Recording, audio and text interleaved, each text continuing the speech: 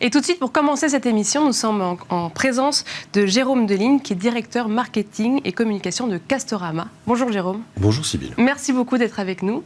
Alors Castorama, c'est quand même assez grand public, mais est-ce que vous pouvez nous présenter votre entreprise ? Oui, bien sûr. Castorama, c'est une entreprise française qui est née dans le nord de la France en 69, près de Lille, dans une ville qui s'appelle Anglo. Aujourd'hui, nous avons 92 magasins sur le territoire français, dans des formats classiques de périphérie de grandes villes, et puis 3 formats en plus urbains, qui sont nouveaux depuis 3 ans.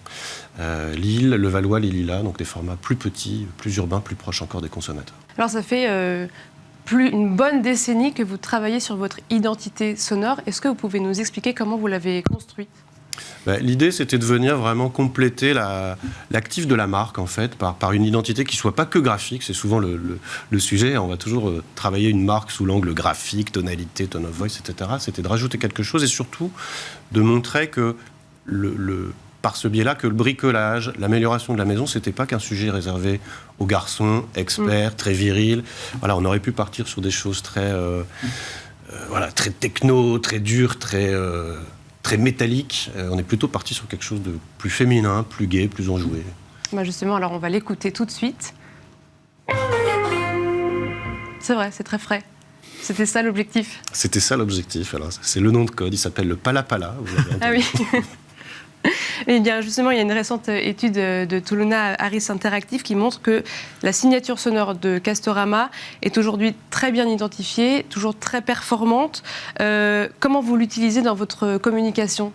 Alors on l'utilise le plus possible. En fait, dès qu'on émet des communications dans lesquelles le son peut s'inscrire, on inscrit la plateforme de son obligatoirement, vraiment de manière, on va dire, assez disciplinée, presque rigoriste. Donc spot radio, spot télé, autant que faire se peut. De temps en temps, on en a loupé quelques-uns, mais on produit beaucoup aussi de matériel de tutos sur Internet pour de l'aide au bricolage, même chose. Et puis, et je ne l'oublie pas parce qu'elle est très importante aussi pour mes collègues, on l'utilise énormément en magasin. En permanence, quand vous vous baladez dans un magasin Castorama, vous êtes soumis à des messages publicitaires, des promos, des services, des informations, parce qu'on est ouvert ce week-end, etc. On l'accompagne toujours du fameux Pala Pala. Donc, quand vous êtes dans un magasin, c'est comme dans une gare, vous entendez en permanence ce petit signal musical. Donc l'objectif, c'est d'être accompagné constamment de la sonorité, de l'identité sonore de Castorama. Ça fait aussi plusieurs années, donc on l'a dit, une large décennie que vous avez cette sonorité. Comment est-ce que vous faites pour qu'elle évolue, peut-être avec le temps ? Est-ce que vous voyez des pistes d'évolution pour les prochaines années ?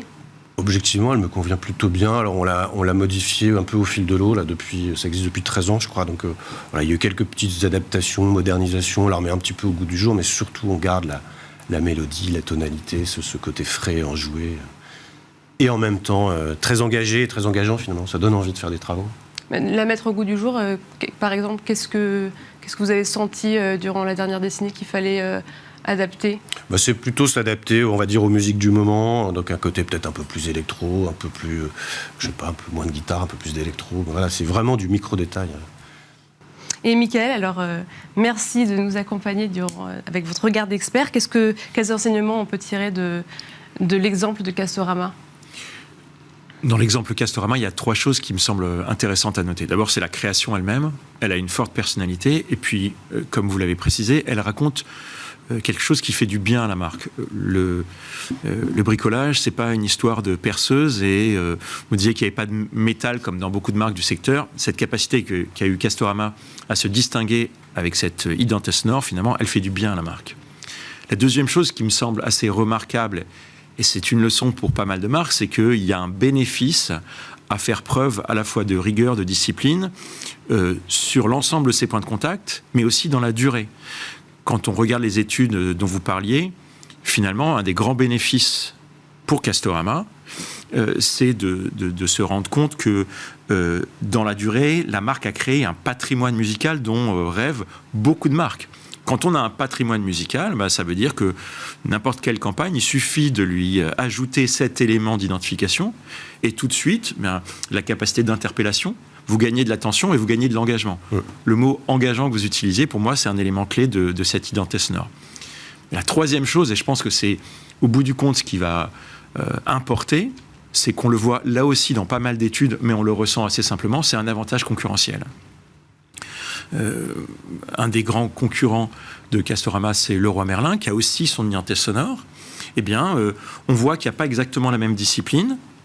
Et on voit aussi dans les études que, par exemple, en matière de notoriété ou d'attribution, la capacité de l'identité sonore de Castorama à produire du résultat est supérieure à la quasi-totalité de ses concurrents. Je pense que c'est aussi à ça que ça sert une marque. C'est à la fois de l'impact et du sens. Et l'exemple de Castorama montre qu'on peut obtenir les deux. Et vous en êtes conscient de ça, de Absolument, ce patrimoine musical ? Oui, absolument. Et c'est pour ça qu'on est rigoureux et discipliné et qu'on l'utilise, hein, parce que, comme l'a dit très bien Michael, nous sommes le challenger, nous sommes le numéro 2 du marché. Et moi, j'ai un enjeu de productivité de l'euro que j'investis en médias. Et il faut que, quand je fais un spot radio ou un spot télé, il n'y ait pas de doute, c'est bien du Castorama et ça n'est pas quelqu'un d'autre. Ce qui est souvent ce qui peut se passer. Hein. Le second communique et ça bénéficie au premier. On connaît tous ça dans plein d'industries. Je m'appuie en tout cas sur ce patrimoine musical pour faire en sorte que ça n'arrive pas. Et que quand vous avez entendu un spot à la radio ce matin sur une peinture biosourcée, ça vous intéresse, vous voulez faire de la peinture dans la chambre de votre fille ce week-end, idéalement ce serait bien que vous n'alliez pas chez la concurrence, mais que vous, sans aucun doute, vous veniez chez Castorama. Et vous arrivez à le mesurer ? Et ça, on le mesure puisque l'attribution publicitaire, elle est du double à peu près de la moyenne du secteur sur notre identité musicale. Merci beaucoup Jérôme Deligne. Je rappelle que vous êtes directeur marketing et communication de Castorama. Merci d'avoir été avec nous. Merci.